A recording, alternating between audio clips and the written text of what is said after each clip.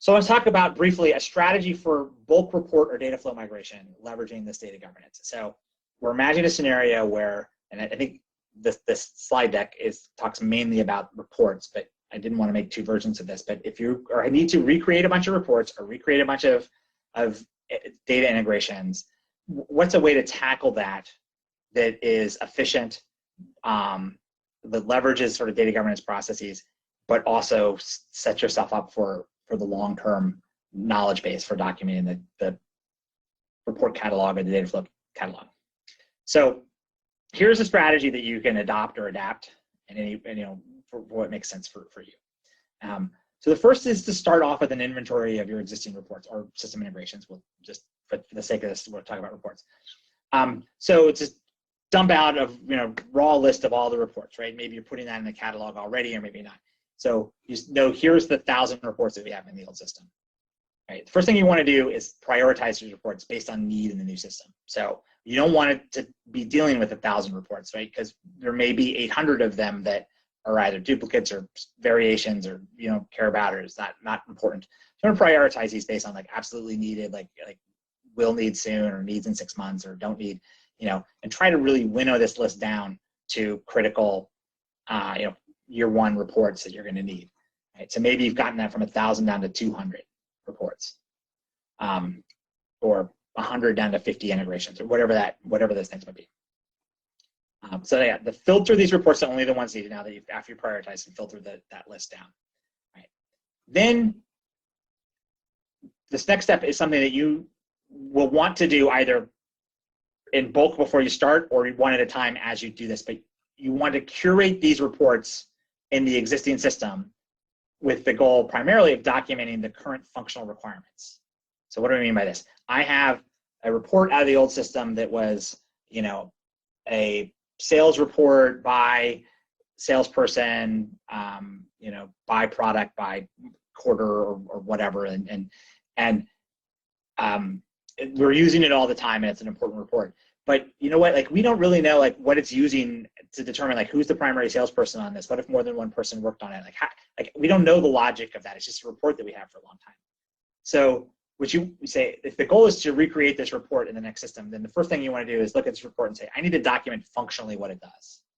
And that includes, how it's selecting the data, what do the things mean, the glossary terms on it, the criteria it's using. So the goal here is to get a functional documentation.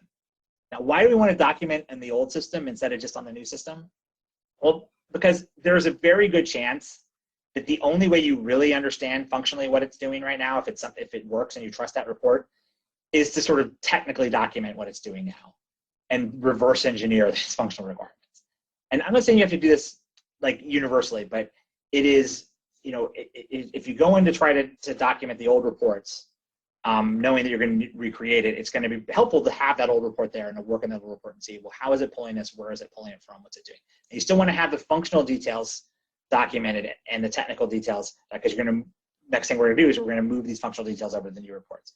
But understand that there is value to documenting the old report just solely. I mean, it might take a developer a couple hours or something to look at this old report and figure out how it's calculating it and sort of intuit from that, how you're defining these business terms on that report. And it might take 3 weeks of time and an alternate method to go find an expert to come up with how how that should be calculated, right? And then you can take those definitions and send them out to review. Is this right? Is this this report we've been trusting? Is that really how we want to calculate it functionally moving forward? So that's a key point, that curate those reports.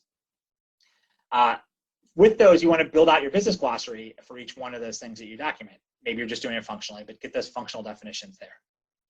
Right. Now, the next key is to take those 200 reports and create a copy of them in your report catalog and bring them in as new specifications for the new tool or the new system. So maybe it's a new reporting tool, maybe it's a new backend. You're going to bring these in as now you have 200 reports that have functional descriptions. They should carry over the functional requirements and the glossary terms of everything's in there. Don't carry over in that copy the legacy technical details, because we're switching systems or we're switching tools. And now you've got really good functional specs that are well defined in the new system, but they are reports that are not yet completed. And then those will start their workflow to go out for report development to complete the technical details on those reports for the new system. As you're building out the technical details one at a time with those development, they're also updating the glossary terms with technical details, so that if I've got 3 developers working side by side and they don't realize that the other one just figured out the definition for active employee, now they will, because they'll see that that's defined and where that lives in the new system in the glossary. So creating those new technical specifications and getting those technical definitions and the things, and then the new reports get developed and signed off on, and then put into the catalog and released, sort of the catalog is now released, either published or linked to from the new report, so that it creates that transparency on the back end. So there's sort of a process for doing this that's a fairly pragmatic process.